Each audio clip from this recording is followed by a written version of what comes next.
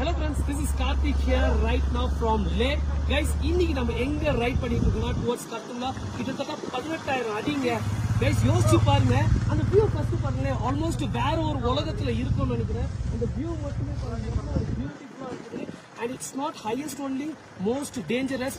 And road எல்லாமே இதே மாதிரி தான் இருக்கு. நீங்க பாத்தீங்கன்னாவே திடீர்னு ஸ்லைட் ஆகுது, கிளியர் பண்றாங்க, மறுபடியும் ரைட் பண்றோம். Guys, one of the most beautiful road and adventures at India.